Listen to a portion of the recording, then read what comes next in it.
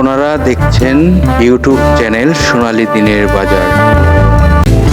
এই সতর্ক বাণীটি অবশ্যই দেখে নেবেন।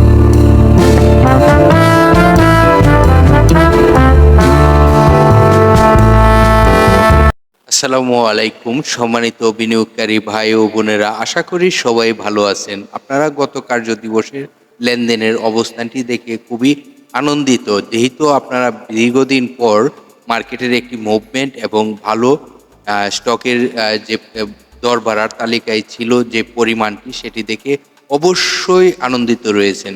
দেখুন, আজকের ভিডিওর টপিকটি আপনারা দেখতেই পেরেছেন, তবে খুবই গুরুত্বপূর্ণ আলোচনা হবে, খুবই গুরুত্বপূর্ণ কিছু মেসেজ জানাবো, যে মেসেজটি এই মুহূর্তে আপনাদের গ্রহণ করা প্রয়োজন। দেখুন, খুবই গুরুত্বপূর্ণ মেসেজটি যদি জানতে হয় তাহলে কিন্তু আপনাদেরকে মনোযোগ দিয়ে পুরো ভিডিওটি দেখতে হবে এবং জানাতে হবে অন্য বিনিয়োগকারীদেরকেও। কিভাবে জানাতে হবে? বিভিন্ন সোশ্যাল মিডিয়া প্ল্যাটফর্মে শেয়ার গ্রুপে আপনারা যুক্ত রয়েছেন, আশা করি শেয়ার করে অন্যদেরকেও সুযোগ করে দিবেন শুনবার। আপনারা জানেন আজকের ভিডিওর টপিকটি খেলা শুরু হলো এই স্টকগুলোর খুবই গুরুত্বপূর্ণ আলোচনা।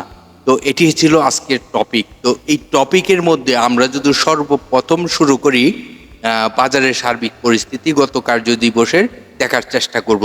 আপনারা অবশ্যই মনোযোগ দিয়ে শুনবার চেষ্টা করবেন। আপনারা জানেন গত কার্য দিবসে 147.51, তার মানে 147 পয়েন্ট প্লাস মার্কেটের ডিএসসি 100 প্লাস ছিল। এখন আমরা যদি বাজারের লেনদেনের গতিটি দেখি তাহলে আমরা দেখতেই পারতেছি বাজারের লেনদেন 519 কোটি টাকা প্লাস লেনদেন হয়েছে। দেখুন, তার মধ্যে যদি আমরা ফলো করি যে বাজারে দর বাড়ার তালিকায় কতগুলো কোম্পানি ছিল, দর বাড়ার তালিকায় 372টি কোম্পানি ছিল। 372টি কোম্পানি ছিল দর বাড়ার তালিকায়। খুব সুন্দর, খুবই সুন্দর, সুপার একটি বাজার আমরা ইতিমধ্যে দেখতে পারলাম গত কার্য দিবসে। আমরা যদি দর হারার তালিকায় দেখি কতটি কোম্পানি, 15টি কোম্পানি, এবং যে প্রাইজে ওপেনিং ছিল সেই প্রাইজে ক্লোজিং হয়েছে সেখানে ছিল 8টি। তো আমরা এই মুহূর্তে দেখতেই পারতেছি যেহেতু 372টি কোম্পানি দর বাড়ার তালিকায় ছিল, সেখানে টেক্সটাইল সেক্টরের ভূমিকা ছিল ভালো। দ্বিতীয় অবস্থানে ছিল জেনারেল ইন্স্যুরেন্স। একদম জেনারেল ইন্স্যুরেন্স সেক্টরের যে যতগুলো স্টক ছিল সবগুলো স্টকেরই কিন্তু প্রাইস আপ হয়েছে, এবং ইঞ্জিনিয়ারিং সেক্টরের যতগুলো স্টক ছিল সবগুলো স্টক কিন্তু প্রাইস আপ হয়েছে। মিউচুয়াল ফান্ড সেক্টরের যতগুলো স্টক ছিল সবগুলো স্টক কিন্তু প্রাইস আপ হয়েছিল। আমরা যদি দেখি ফার্মা সেক্টরের এমন কোনো স্টক নেই, সব স্টকে কিন্তু ফার্মা সেক্টরের প্রাইস আপ হয়েছিল। তার মধ্যে ব্যাংক সেক্টরের কিছু স্টক আপ হয়েছিল। এমনিভাবে কিন্তু সকল সেক্টরের আপনার স্টকের প্রাইস আপ হয়েছে। শুধুমাত্র এই যে 15টি কোম্পানি বললাম না দর হারার তালিকায় ছিল, এর মধ্যে ব্যাংক সেক্টরের ছিল এবং টেক্সটাইল সেক্টরের ছিল, তারপর ফুয়েল সেক্টরের ছিল, এইরকম কিছু সেক্টরের কিছু স্টক দর হারার তালিকায় ছিল 15টি, আমরা দেখতেই পারতেছি। তো আমরা যদি বাজারের কিছু বিশ্লেষণ করি সেটিও আপনাদেরকে জানাবো।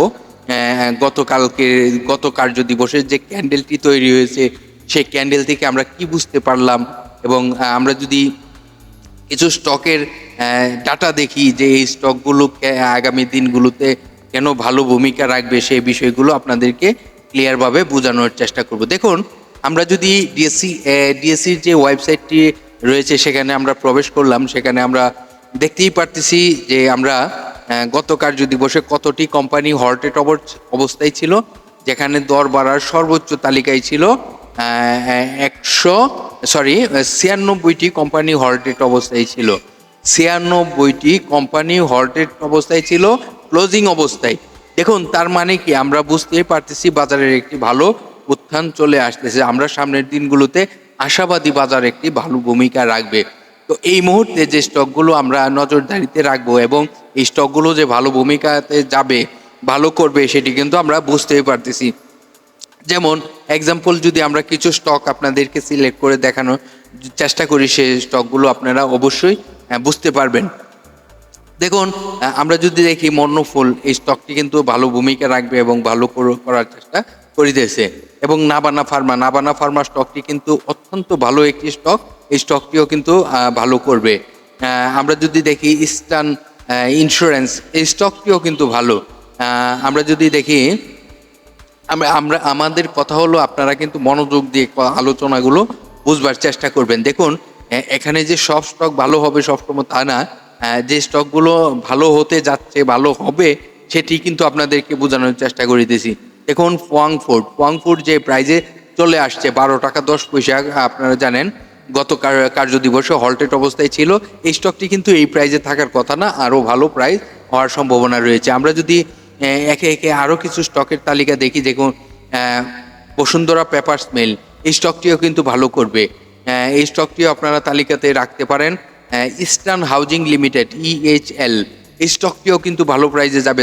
দেখুন, এই স্টকটি কিন্তু অনেক প্রাইস আর কারেকশন হয়েছে, অনেক প্রাইস কিন্তু ডাউনটেন হয়েছে, সেই স্টকটিও কিন্তু আপনারা নজরদারিতে রাখতে পারেন। দেখুন, সমরিতার যে স্টকটি, সেটিও কিন্তু আপনারা নজরদারিতে রাখতে পারেন। এই স্টকটির প্রাইসও কিন্তু অনেক কারেকশন হয়েছে। তো আরও স্টকের মধ্যে আপনাদেরকে যদি বলি, বিএসসি স্টকটি আপনারা জানেন গত পরশু দিন যে ভিডিওটি আপনারা পাবলিশ করেছি, সেখানে কিন্তু এই স্টকটি নিয়ে আপনাদেরকে কিছু একটা বোঝানোর চেষ্টা করেছিলাম। দেখুন, বিএসসি স্টকটি এই মুহূর্তে আপনারা খুবই নজরদারিতে রাখতে পারেন। এই স্টকটি আমার মনে হচ্ছে আবারও 100 টাকা প্লাস হবে, কারণ এই স্টকটি কিন্তু ভালো একটি তার ন্যাব রয়েছে এবং ভালো একটি প্রাইজে যাওয়ার জন্য প্রস্তুত হচ্ছে। আমরা যদি দেখি জেমিনিসি স্টকটি কিন্তু 181 টাকায় চলে আসছে। এই স্টকটিও কিন্তু ভালো অবস্থানে যাওয়ার জন্য প্রস্তুত হচ্ছে। তো এইরকমভাবে কিন্তু অনেক স্টক আমরা তালিকাটি যদি আপনাদেরকে দেখানোর চেষ্টা করি, ধৈর্য সহকারে যদি আপনারাও ফলো করেন, যেমন আপনাদেরকে যদি আমরা বঙ্গজের কথাটি বলি, বঙ্গ স্টকটিও কিন্তু অনেক ভালো অবস্থানে রয়েছে এবং বঙ্গ স্টকটিও কিন্তু ভালো করবে।